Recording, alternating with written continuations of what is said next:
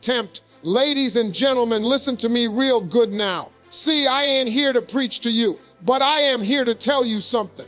Something real. Something I know works. You ever been down so bad you ain't even know what to pray for? Just sitting in there with your eyes closed, tears falling, no words, just pain. Yeah, I've been there. But let me tell you something, prayer. Prayer is your first move, not your last resort. That statement right there, it changes the whole game. Too many of us wait until we've exhausted every option, tried every solution, called every friend, and cried every tear before we finally fall on our knees and say, God, help me. We treat prayer like it's the spare tire in the trunk, hidden away, only pulled out when something goes flat. But let me tell you something, prayer was never meant to be the emergency backup. It was meant to be the engine. The first key you turn before you even start your day. You wake up in the morning and your phone is the first thing you reach for. You scroll through everybody's highlight reel, compare your behind, the scenes to their best moments, and then you wonder why you already feel behind. See, the enemy is slick. He'll let you stay busy, keep you distracted, keep you chasing everything except the one who holds it all. And by the time life hits you, and it will, you've built your foundation on sand instead of stone. You're running around trying to patch up problems that could have been prevented if you had just started with prayer. Prayer is not weakness. It's not soft. It's power. It's strategy. It's clarity in chaos. It's peace in panic. But when you treat it like a last-ditch effort, you miss the blessing of walking through life with divine direction from the start. Most of us try to fight battles with our own hands. We grind, hustle, worry, stress, and when we can't carry the load anymore, we say, well, I guess all I can do now is pray. Let me flip that mindset right now. Don't ever say, all I can do is pray, like it's some small thing. Do you know who you're talking to when you pray? You're talking to the creator of heaven and earth, the one who spoke the universe into existence, and you treating that conversation like Plan Z. Look, life's gonna hit you. That's guaranteed. But what's not guaranteed is how you respond. And if your first move is prayer, you shift the whole outcome.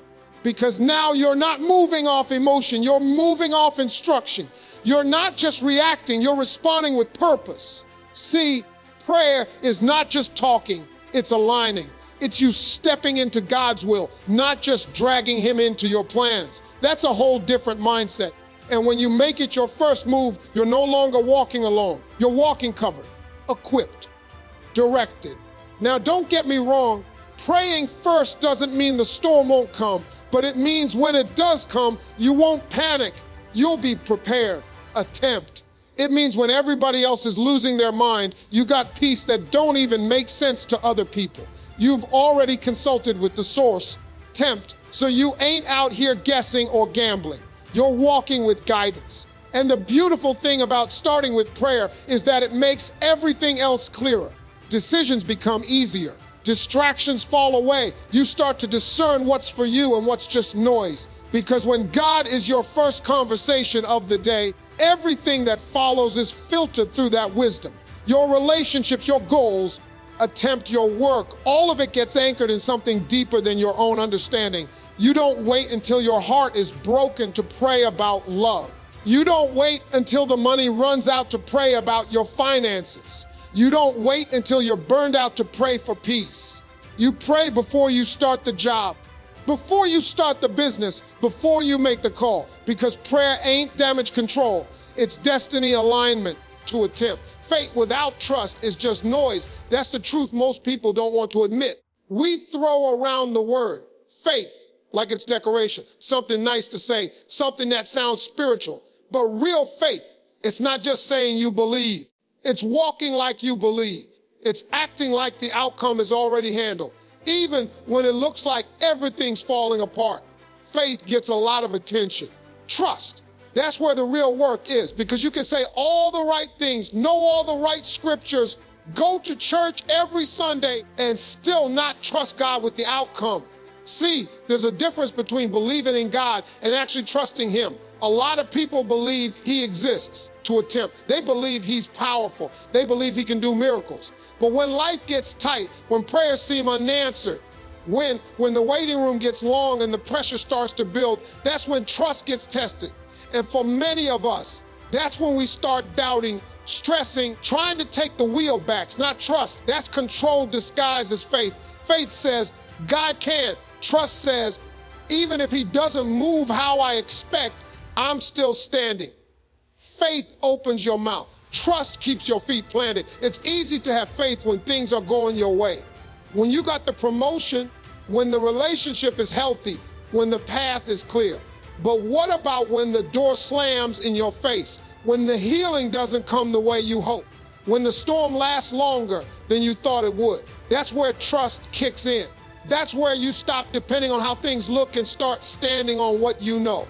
You say, I prayed. Okay, good. But did you let it go after that? Or are you still trying to work it out on your own? Because if you really trust God, you don't pray and then panic to attempt. You don't surrender and then snatch it back when it doesn't happen fast enough. Trust means leaving it on the altar and walking away knowing it's already in motion, even if you can't see it yet. A lot of us have faith like a microphone. We use it when people are watching. But trust, that's private. That's you in your room, in the dark, with tears in your eyes saying, Lord, I don't get it, but I'm still yours. That's when heaven listens. That's when God says, now you're getting it. Because real trust doesn't always come with answers. It comes with peace. A peace that tells you you don't have to understand it to walk through it. You just have to know I'm with you. And you can't fake trust. You can fake a smile, fake confidence, even fake praise. But you can't fake true surrender. God knows when your mouth says, amen. But your heart says, I still don't believe it. And he's not mad at that. He's just waiting on you to be honest enough to admit it so he can help build that trust. Because trust is grown in the hard places. It's built when you've got every reason to quit but choose to stay, to attempt. It's built when you stop demanding answers and start resting in the fact that God's plan is bigger than your understanding. The enemy doesn't fear your faith statements. He fears your unshakable trust, because trust is what makes you dangerous. It's what makes you steady when the world shakes. It's what lets you say, even if the answer is no, I know the author of my story is still writing something good. So don't just talk about faith, live trust. Because without trust, faith is just noise. It's just a show with no substance. Trust is what gives faith its power. Trust is what carries you through the unknown with your high and your heart anchored. Delay is not denial. God's timing is perfect.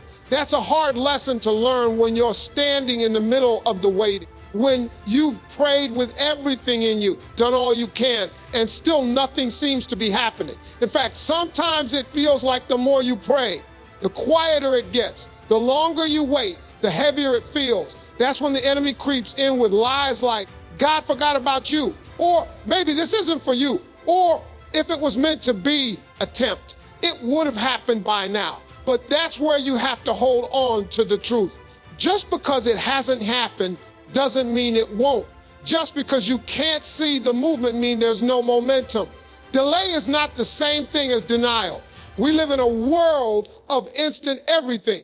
Instant meals, instant downloads, instant answers. So when we pray, we expect God to show up like a vending machine. Press the button, get the blessing. But God doesn't move on our schedule. He moves on his. And his timing isn't just different. It's divine. It's strategic. He sees the whole picture while we only see the puzzle pieces. So what feels like a delay to you might be a setup for something greater. It might be God saying, I'm still preparing a table. Don't rush to sit down before the feast is ready. Sometimes the delay is protection. You think you're ready for the blessing, but God knows that if he gave it to you too soon, it might crush you. You're asking for the relationship, the promotion, to attempt, the breakthrough, but your character might still be in process. Your roots may not be deep enough to handle the weight of what you're praying for. So God delays it, thing to attempt, not to punish you, but to prepare you. That delay might be the very thing that saves you from a premature blessing that wasn't built to last. Other times, the delay is preparation on the other side. It's not just about you. Maybe the opportunity you're praying for is still being shaped. The door you're asking to walk through might even be finished being built yet. There are moving parts in the background that you can't see. People, timing, alignment, and God is orchestrating all of it to come together at the right moment. Because when it does happen, you'll realize that every not yet was actually him saying, I'm working on something better, but waiting is uncomfortable. It tests your patience, your perspective, and your posture. It can make you question if you even heard God right in the first place. But that's when you shift your mindset from frustration to faith. You stop asking, why is this taking so long? And start asking, well, what is God developing in me during this time? Because the waiting room is not wasted time. It's working time. That's where trust is deepened. That's where faith matures. That's where your spirit gets refined. You can't microwave a masterpiece. Some things take time. Diamonds take pressure. Gold goes through fire. Strong trees grow slow. And the same goes for the things God is building in your life. So while it may feel like you're standing still, don't let the enemy convince you that nothing's happening. You're not being ignored. You're being refined. And in the process, God is building something in you that can stand the weight of the answer when it finally comes. So hold your ground. Stay faithful in the delay. Keep showing up. Keep praying. Keep believing. Not because you see it, because you trust the one who promised it. Because his timing may not be your timing, but it is always the right time.